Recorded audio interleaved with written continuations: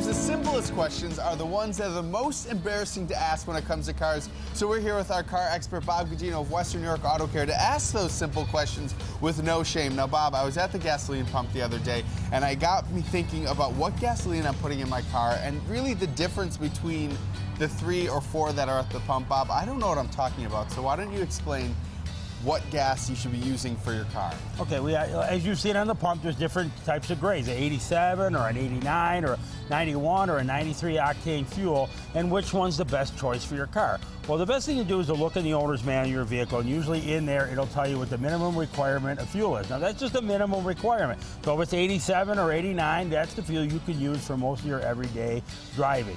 If you decide you want to tow a trailer or you're going to do something that's a little more heavy duty, you might want to just bump up to the next octane level. So we see those numbers every day, but I have to honestly admit that I don't know what those numbers mean.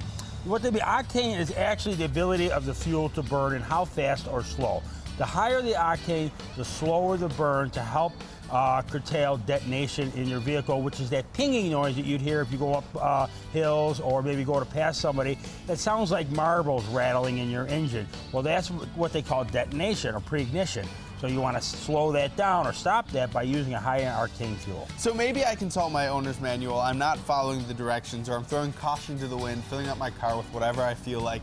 What's going to happen to the engine when you're not using the right fuel? Well, if you have a high-performance vehicle like this here, or if you have a Mercedes or a BMW, Jaguar that requires a premium fuel like 91 or 93 octane, and you use an 87 octane, you're going to have engine problems. It's going to cause detonation, like I explained to you earlier, and eventually the engine and the pistons and the valves will have issues with them, and you'll need to have very expensive repairs done. Now, before we were filming, we started to talk, and you mentioned something called fuel additives. They sound sort of like car vitamins. What are these? You know, fuel additives for the most part are not really necessary. But upon occasion, if you want to buy something like a fuel injector cleaner to install, that's great stuff like that, but I would certainly stay away from any kind of a dry gas. There's too much alcohol in the fuel nowadays, at least 10%.